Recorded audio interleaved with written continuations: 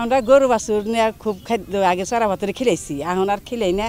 এখন তো নাইকা যে খেয়ার যাওয়া আছিল খিলাইছি, এখন আর খেয়ার যাওয়া নাইকা, এমনকি খোঁজ খবরও না না, আমরা এখন খিলাই কি।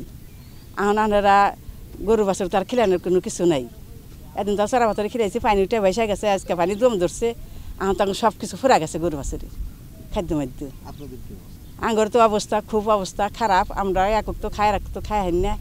আমরা বাস থাকি পানি গাছের মধ্যে, তার টিউবওয়েল নাই, তার পাহানা নাই, আমরা খুব অস্থান হয়েছি। আছি আমরা 1 নম্বরে আজ 10-15 দিনের পানি বাড়ির খাওয়ার সংকট কোনো কিছু নাই। গরু বাছুরের খেয়ার ঘাস নাই, চড়া পাথরে গরু খাওয়াইছি, চড়া পাথর ডুবে গেছে গা, আর গরুর কোনো খাদ্যই নেই। মানুষেরও একবেলা পাক করি আর একবেলা করে হারি না। শহরে যেতে পারি না, নৌকার ব্যবস্থা নাই, খুবই চলা কষ্ট আমগরে।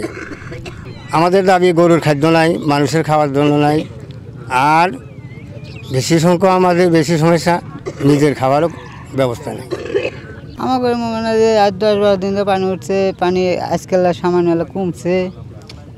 আর গরু বাছুর নিয়ে খুবই অসুবিধা, চলাফেরা করায় না, কোনো ঘাস খুশ নাই, কোনো খেয়ার বেলা নাই, গরু খাওয়া খুব কষ্ট হইতেছে।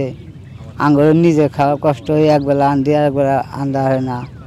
বাড়ির মধ্যে পানি, সব জায়গায় পানি আমাকে শুকনো খাবার টাবার কিছু খাওয়ার করলে আঙ্গুরা।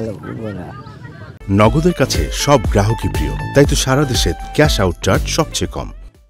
শুকনো খাবার যেমন মানুষের জন্য আসছে, সেরকম পশু যারা আছে তাদের জন্য এই ধরনের ব্যবস্থা আগামী দিনে আমাদের করার প্রয়াস রয়েছে। আমরা অবশ্যই সেগুলো মাথায় নিয়ে কাজ করব। ইতিমধ্যেই কিন্তু বিভিন্ন প্রতিষ্ঠান দেখেছেন যে পানি বিশুদ্ধকরণ ট্যাবলেট সহ স্যালাইন বিভিন্ন রকমের ইয়াগুলো দিচ্ছে। তো আমরা শিশুদের জন্য এবং গবাদি পশুর জন্য যদি কিছু করা যায়, অবশ্যই আমরা সেগুলো পরিকল্পনায় রেখেছি।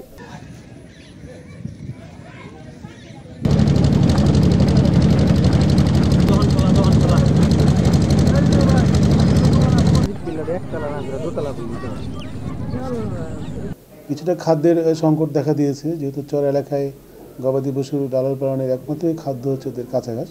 কাঁচা ঘাস অনেক জায়গায় পানির তলে যাওয়ার কারণে কিছুটা খাদ্য সংকট তৈরি হয়েছে। আমরা এফওর থেকে আমরা কিছু খাদ্য হয়তো আমাদের চলে আসবে, সেই খাদ্য মেনলি হচ্ছে সাইলেজ।